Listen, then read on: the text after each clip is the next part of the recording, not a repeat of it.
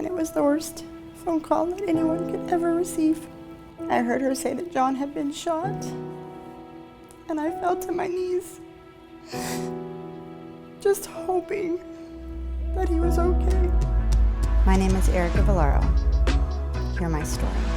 My oldest is my firstborn is John, and when in trouble I called him Jonathan, so you heard Jonathan a lot throughout the house. Would always be the protector. He always wanted to make sure that everybody knew they were important, that what they had to say mattered.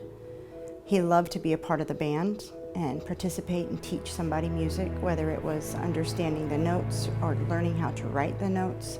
He wanted them to feel involved. He wanted them to feel like just because you don't know it right away doesn't mean you can't learn it. Things take time.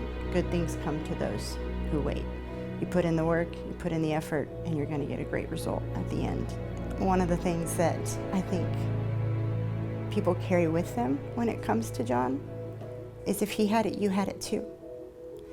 If you needed a ride and he had his car, he took you. If you were hungry, he fed you. That alone with Jonathan carries on still. People still reach out and say, I remember when I didn't have this and John made sure that I had it. I'll never forget that. A little over a year ago, September 5th, 2018, my phone rang late at night and I didn't answer it the first time because I thought it was probably work. It rang the second time and I picked it up, and it was the worst phone call that anyone could ever receive. A girlfriend of mine asked to speak to Charles because she didn't want to give me the news. So I passed the phone to him, but I heard her say that John had been shot, and I fell to my knees, just hoping that he was okay. Immediately when I got there, the police were in the way, the news was there.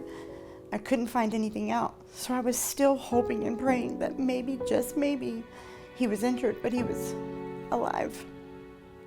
And then the detective walked over to me and asked me to describe my son, down to what he was wearing, type of shoes he had on, and how his hair was.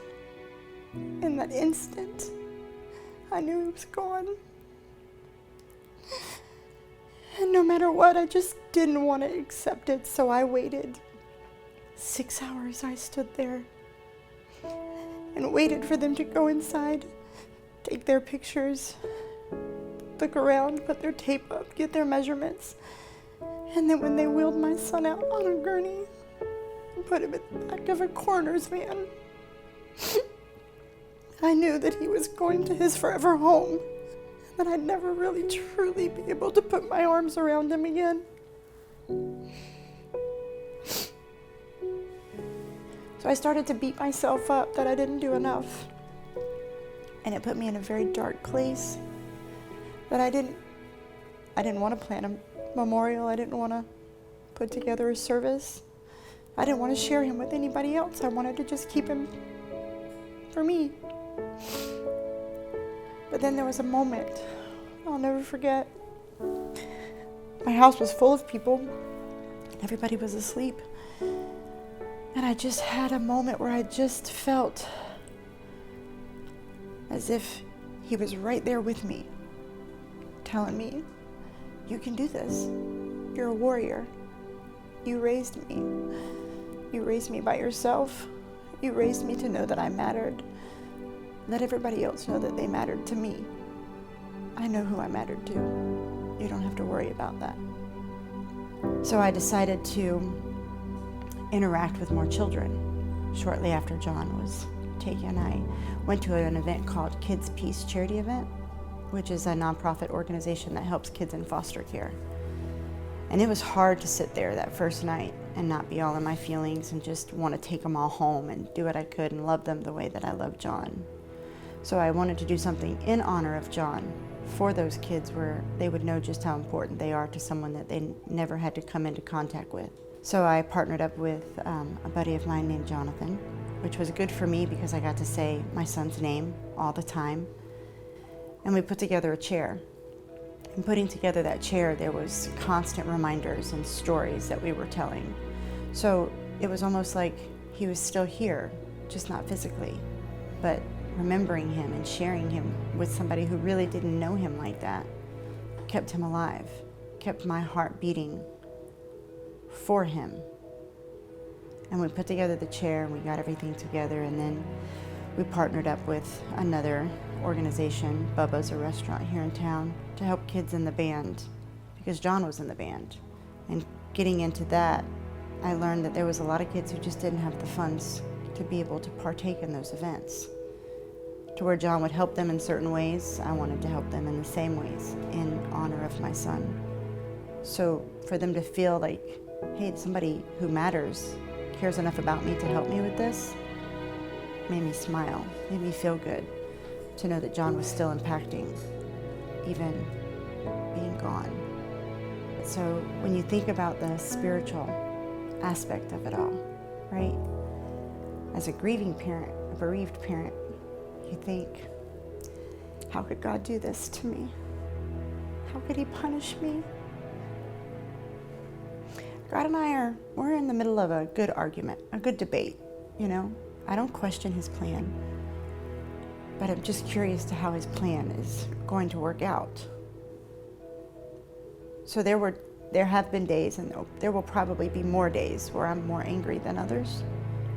But most days I know that he gave Jonathan to me for almost 20 years to make me a better mother, a better human being. But he has bigger plans for him.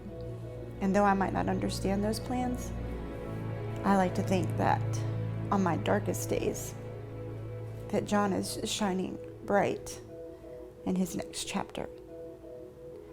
And though I don't get to necessarily see him, I feel him. So when I look up at the moon, I don't see a moon.